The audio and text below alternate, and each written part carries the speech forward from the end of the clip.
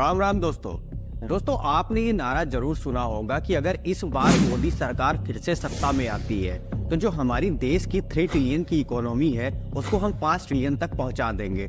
But दोस्तों सच कुछ और ही है।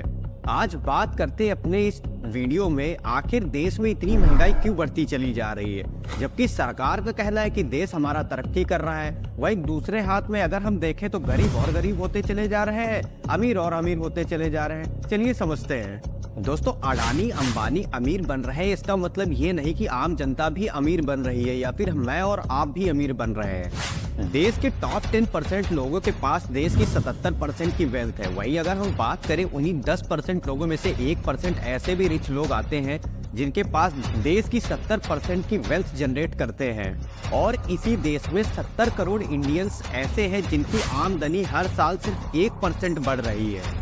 इसी वजह से हर साल इंडिया में 7 करोड़ लोग पॉवर्टी लाइन के नीचे जा रहे हैं। मान लेते हैं दोस्तों 1 मिनट के लिए कि हमारे देश की जीडीपी 3 ट्रिलियन के ऊपर चली जाती है, बट दोस्तों हर साल 7 crore Indians below poverty line की तरफ बढ़ते चले जा रहे हैं। अगर हम एक सर्वे की बात करें, अगर इसी तरह ये बढ़ते चले गए और हमारी जो 3 ट्रिलियन 4 ट्रिलियन भी हो जाती इकोनॉमी, तब भी जो औसतन आमदनी दर होगा पर इंडियंस का वो बांग्लादेश के लोगों से भी कम होगा। दोस्तों जीडीपी शब्द सुनने में बहुत अच्छा लगता है, बढ़ती जीडीपी सुनने में बहुत अच्छा लगता है कि चलो हमारे देश की जीडीपी बढ़ रही है।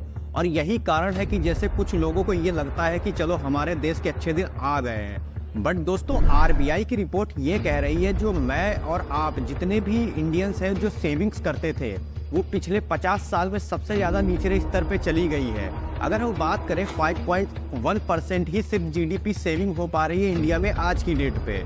आप सोच के देखिए देश में कोविड के बाद से नौकरियां किस तरह खत्म हुई है। अगर हम आईटी सेक्टर की बात करें या गवर्नमेंट सेक्टर की बात करें तो यहाँ नौकरियां तो है ही नहीं, और जो होती भी है नौकरियां उनमें भी आपने देखा होगा कितने ज़्यादा लोगों को निकाला जा रहा है साल दर साल। बट फिर कुछ नेता ऐसे भी आते हैं जो कहते हैं आप पकौड़े तलो, पकौड़े तल के हम 5 ट्रिलियन की इकोनॉमी टच कर देंगे।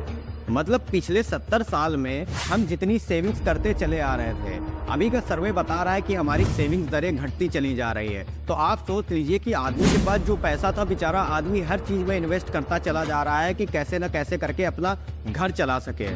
और फिर यही सवाल आता है और कितने अच्छे दिन चाहिए आप लोगों को मित्रों, जो आपके घर का बचा कुचा पैसा था वो भी सरकार निकलवाए ले रही है, और इससे ज़्यादा अच्छे दिन और क्या चाहिए आप लोगों को। जब देश में सेविंग्स ही नहीं होंगी तो देश आगे कैसे जाएगा। कोविड आने के बाद जितनी भी एमएनसी से जो पैसा आता था फॉरेन से वो बहुत कम कर दिया गया है। इसी वजह से आपने देखा होगा जितनी भी बड़ी बड़ी एमएनसीज हैं, मल्टीनेशनल कंपनीज हैं, वहाँ से लोगों को ज़्यादा से ज़्यादा जॉब से निकाला गया। अगर हम बात करें 2022 के डाटा की तो 120 स्टार्टअप ने 29,000 लोगों को अपने यहाँ नौकरी से निकाल दिया था।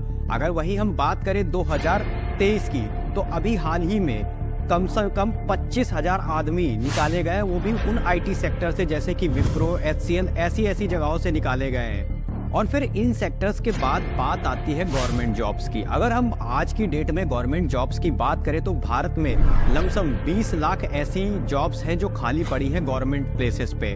बट गवर्नमेंट हर साल जब इलेक्शंस होते हैं तभी जॉब्स निकालती है, कहीं 50,000, कहीं 10,000, कहीं। और डाटा तो बहुत शो करते हैं कि हमने 1 लाख भर्ती किया, 2 लाख किया, बट आप भी जानते हो कि कितने लोगों को कब कहाँ कैसे किया गया। और आज की डेट में रेलवे की क्या हालात है वो आप सबको पता है। अगर आप गवर्नमेंट जॉब की प्रिपरेशन कर रहे हैं तो ये पंचवर्ती योजना समझ लीजिए। मतलब आज आप प्रिपरेशन कर रहे हैं, इस साल आप इलेक्शंस के टाइम पे पेपर देंगे तो अगले साल इलेक्शंस आने वाले होंगे तभी आपका रिजल्ट आएगा, क्योंकि बीच में रिजल्ट जो है वो आपका कहीं सुप्रीम कोर्ट में डाल दिया जाएगा, कहीं हाई कोर्ट में डाल दिया जाएगा। ये है सच्चाई आज की। अगर एक डाटा की बात करें तो आने वाले 10 साल में भारत में लमसम 20 करोड़ जॉब्स की नीड होंगी, क्योंकि आप सब जानते हैं दोस्तों भारत में युवा जनसंख्या कितनी ज़्यादा है। इस वजह से अगले 10 साल में 20 करोड़ जॉब्स की नीड होंगी। अगर आप गवर्नमेंट से कहते हैं कि जॉब्स क्यों नहीं निकल रही हैं, हमें जॉब्स का डाटा दो, तो गवर्नमेंट आपके यहाँ या तो ईडी भेज देगा अगर आप बड़े आदमी हैं, या तो आप प्रिपरेशन कर रहे हो तो आपको डायरेक्टली गवर्नमेंट ये कह देगी आप विपक्ष की पार्टी से हो, इस वजह से ऐसा कर रहे हो। अब सवाल ये उठता है दोस्तों, मोदी सरकार जॉब्स क्यों नहीं देना चाहती है। मोदी जी की जैसे ही सरकार बनी थी आपने देखा होगा मोदी जी लाए थे मेक इन इंडिया। इनडायरेक्टली तौर पे मोदी जी का ये कहना था कि आप मुझसे जॉब की उम्मीद मत करिए, मतलब जितनी भी गवर्नमेंट प्लेसेस पे जॉब है वो कम से कम कर दी जाएंगी, आप खुद का रोजगार बनाइए, मतलब आप छोटी छोटी फैक्ट्रीज खोलिए, ये सारी चीज़ें करिए। बट होता है इसका अलग ही। आपने देखा होगा मेक इन इंडिया पे कितनी हाइप बनी थी 8-9 सालों में, मतलब मेक इन इंडिया के तहत आप ये कर सकते हो, आप वो कर सकते हो, बट रियलिटी कुछ और ही थी। मोदी जी का कहना था मेक इन इंडिया आने के बाद देश में रोजगार बढ़ेगा, मतलब उनका इनडायरेक्टली तौर पे ये कहने का मतलब था विदेशों से जितने भी स्टार्टअप्स हैं वो इंडिया में आएंगे, इंडिया में अपना स्टार्टअप खोलेंगे, यहाँ पे आपको एम्प्लॉयमेंट मिलेगा, आप भी इसके तहत अपने यहाँ छोटे छोटे प्रोडक्ट्स बना के बाहर एक्सपोर्ट कर सकते हो। ये मोदी जी ने मेक इन इंडिया के तहत कहा था। बट ये बातें भी जुमला निकली। अगर हम पिछले 9 साल का डाटा उठा के देखते हैं तो जितनी भी फैक्ट्रीज, जितनी भी कंपनीज ने अपना स्टार्टअप चाइना से उठाया था वो इंडिया में नहीं आई है, वो ज़्यादातर इंडोनेशिया या ऐसे देशों में गई हैं जहां बाबूगिरी ना चलती हो, मतलब जहां पे डेस्क के नीचे से रुपया ना चलता हो। हम बात करें एफडीआई की तो पिछले 10 साल में भारत का एफडीआई और ज़्यादा गिर चुका है पिछले 10 साल की तुलना में, क्योंकि फॉरेन इन्वेस्टर्स भारत में पैसा ही नहीं लगाना चाह रहे हैं। और फिर जब फॉरेन इन्वेस्टर्स पैसा ही नहीं लगाएंगे, यहाँ स्टार्टअप्स ही नहीं खुलेंगे, जो स्टार्टअप्स हैं वो भी यहाँ से छोड़ के जाएंगे, तो आप सोच सकते हैं कि मेक इन इंडिया किस काम का रहा और फिर कहाँ गई मोदी जी की जो अनएम्प्लॉयमेंट और एम्प्लॉयमेंट देने की बातें थी वो सारी कहाँ चली गई।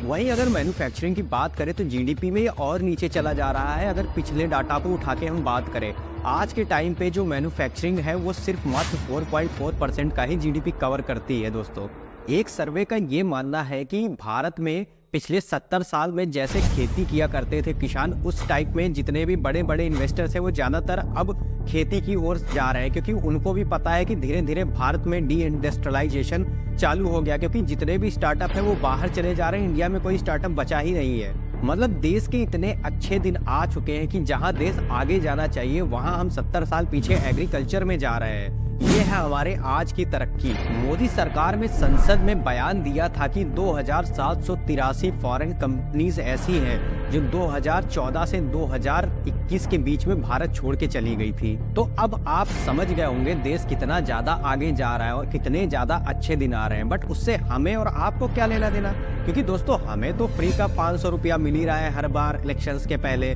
फ्री का राशन तो मिल ही रहा है। हमें इन डाटा पे क्या कहना है? अभी मतलब मन की बात होगी, मन की बात में बहुत सारी बातें ऐसी कह दी जाएंगी जो हमारे मन तक पहुंच जाएंगी, लेकिन हमारी बातें कभी नहीं सुनी जाती। स्टूडेंट्स की कोई भी बात नहीं सुनी जाती है, कहीं भी लाइव मीडिया चैनल के सामने आके बात नहीं करी जाती है।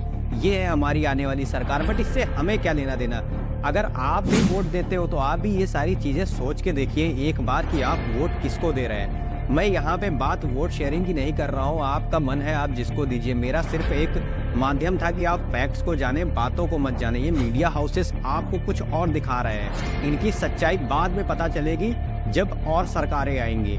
आशा करता हूँ आपको ये वीडियो समझ में आया होगा। मिलते हैं आपसे अगले वीडियो पर। अगर आपको मेरा वीडियो अच्छा लगा हो तो ज़्यादा से ज़्यादा शेयर करें ताकि ये वीडियो भी सरकार तक पहुँचे और वो भी जाने की नाकामी का है और उसे इम्प्रूव कर सके।